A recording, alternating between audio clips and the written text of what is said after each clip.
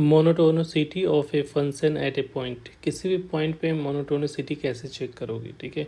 तो अगर F of X said to be monotonic increasing at X is equal to A if it is satisfied F of A plus H greater than F of A and F of A minus H is less than F of A, और H क्या होना चाहिए, positive quantity होनी चाहिए, ठीक है। और H बहुत स्मॉल वैल्यू होती है। सपोज ऐसा समझो कि यहाँ पे कोई पॉइंट है, इस पॉइंट पे आपको चेक करना है monotonicity X is equal to A पे।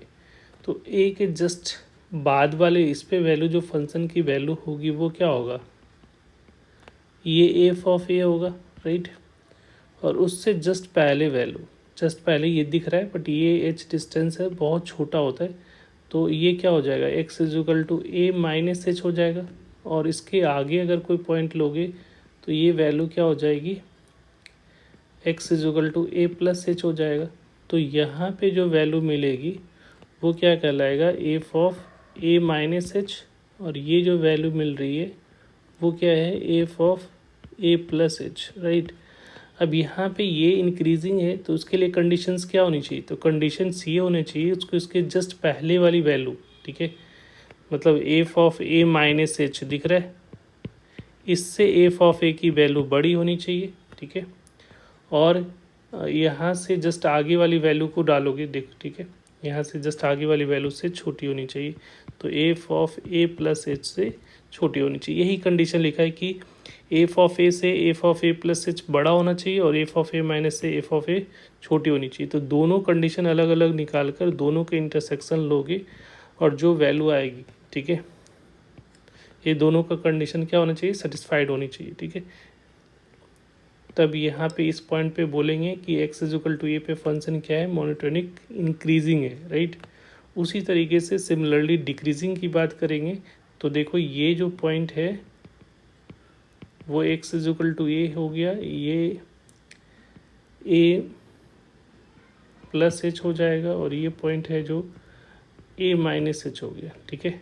तो यहाँ पे वैल्यू जो दिखेगा ये क्या हो जाएगा, F of A minus H होगा, फंक्शन के जिसके रिस्पेक्ट में डिफ्रेंशिएट किया जा रहा है, सॉरी ए माइनस एच हो गया। और ये क्या हो जाएगा हमारा एफ ऑफ ए, और नीचे वाला जो होगा वो क्या कहलाएगा, F of A plus H. तो इसमें जस्ट उल्टा हो रहा है, ठीक है। तो इस पॉइंट पे हम लोग को चेक करना है मोनोटोनिसिटी। तो इसके लिए कंडीशन क्या होना चाहिए कि जो उससे जस्ट पहले वाली वैल्यू पे वैल्यू क्या होनी चाहिए, छोटी बड़ी होनी चाहिए, ठीक है। और उसके जस्ट बाद वाली वैल्यू पे क्या होनी चाहिए, फंक्शन की वैल्यू छोटी होनी चाहिए, ठीक है। तो ये कंडीशन होल्ड करना चाहिए, या सिंपली इस तरह से लिख सकते हो कि F of A minus H is greater than F of A greater than F of A plus H, right. उसके जस्ट पहले वाले नेबरहुड का जो जस्ट पहले का मतलब इंस्टेंट, मतलब जस्ट पहले बोला जा रहा है, ऐसा गैप दिख रहा है बट इतना होगा नहीं, वेरी स्मॉल क्वांटिटी एच होता है, ठीक है। तो उसके जस्ट पहले और जस्ट बाद वाले पॉइंट के बेसिस पे हम लोग उसकी मोनोटोनिसिटी डिसाइड करेंगे कि इंक्रीजिंग है या डिक्रीजिंग है। ऐसा भी पॉसिबिलिटी हो सकता है कि ना तो इंक्रीजिंग हो ना तो डिक्रीजिंग हो, तो उस केस में हमारा जो है मैक्सिमा मिनिमा का कंसेप्ट आएगा, ठीक है।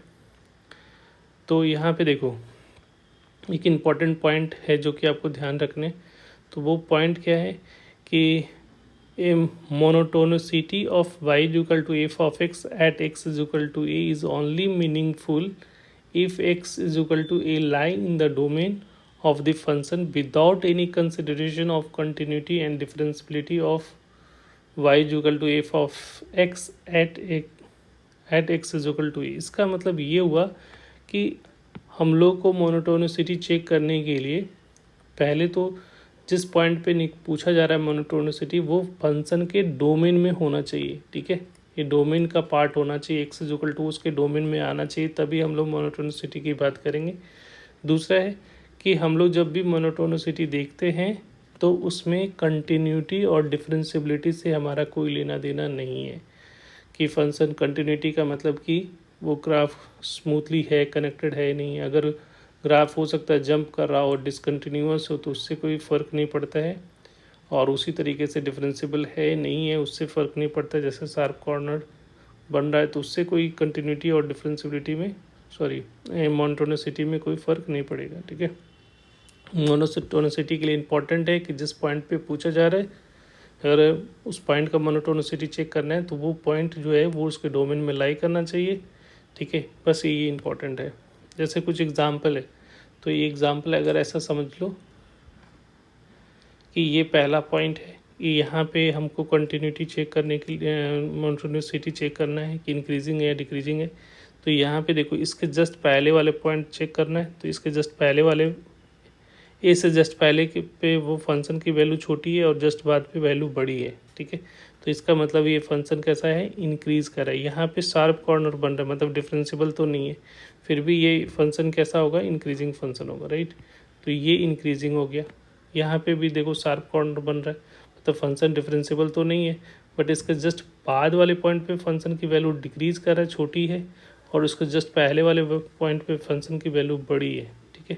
तो ये फंक्शन कैसा है, डिक्रीज कर रहा है, राइट।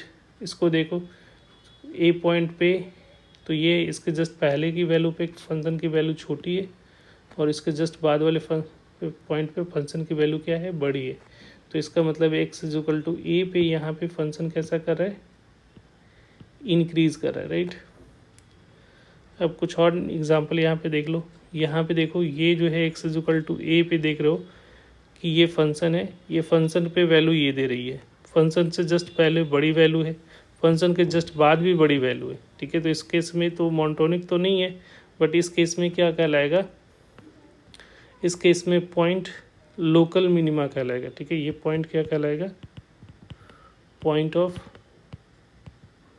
लोकल मिनिमा, ठीक है। क्योंकि इसका नेबरहुड में देख रहे हैं तो दोनों वैल्यू बड़ी है, ठीक है। इस पॉइंट पे तो वैल्यू छोटी है, ये वैल्यू आ रही है, उसके जस्ट पहले बड़ी वैल्यू है, उसके जस्ट बाद भी बड़ी वैल्यू है। तो इसका मतलब है ये फंक्शन मोनोटोनिक तो नहीं है। तो इस केस में यहाँ पे देखो वैल्यू दोनों नेबरहुड अगर उस पॉइंट से बड़ी वैल्यू आ रही है, तो इसका मतलब है ये पॉइंट पे हमें क्या मिलेगा, लोकल मिनिमा मिलेगा। सिमिलरली यहाँ पे देखो ए पॉइंट पे वैल्यू, तो ए पॉइंट पे फंक्शन की वैल्यू ये है, उसके जस्ट पहले की वैल्यू देखो छोटी है, उसके जस्ट बाद की वैल्यू भी छोटी है। तो इसका मतलब यहाँ पे भी मोनोटोनिक नहीं है फंक्शन, और यहाँ पे क्या मिलेगा हमें, पॉइंट ऑफ लोकल मैक्सिमा मिलेगा,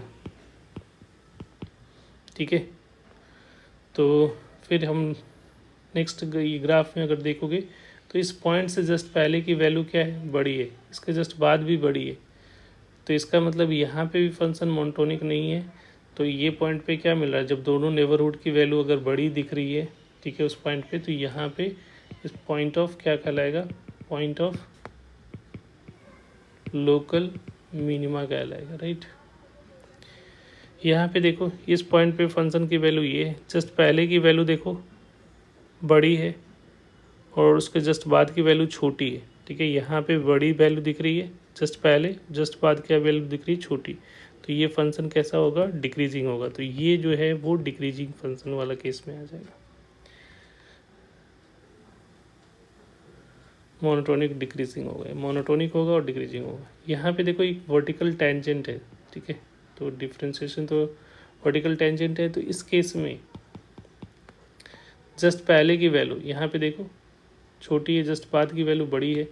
तो ये vertical tangent at X is equal to A है, मतलब D Y by D X तो डिफाइन नहीं होगा, बट यहाँ पे जो है ये फंक्शन कैसा कहलाएगा, जस्ट पहले देखो छोटी वैल्यू, जस्ट बाद बड़ी वैल्यू, तो ये कैसा होगा, मोनोटोनिक इंक्रीजिंग हो जाएगा। तो सिंपली आपको ये समझना है कि हम लोग को कोई भी फंक्शन का किसी पॉइंट पे मोनोटोनिसिटी चेक करना है, तो आपको ये देखना है कि उसके जस्ट पहले और उसके जस्ट बाद की वैल्यू को थोड़ा सा देखना पड़ेगा। अगर दोनों किसी पॉइंट पे, जैसे इस पॉइंट से जस्ट बाद की वैल्यू बड़ी दिख रही है और जस्ट पहले की वैल्यू छोटी दिख रही है, ठीक है, तो कॉमन सेंस है ये फंक्शन क्या होगा, मोनोटोनिक इंक्रीजिंग इसके कंडीशंस हो रहे हैं। डिक्रीजिंग में क्या देखते हैं कि अगर कुछ पॉइंट से जस्ट पहले वाले पॉइंट की वैल्यू बड़ी होनी चाहिए और जस्ट बाद वाली पॉइंट की वैल्यू क्या होनी चाहिए, छोटी होनी चाहिए। तो इस केस में मोनोटोनिक डिक्रीजिंग कहलाता है, राइट। आई होप क्लियर हो गया होगा। Thank you.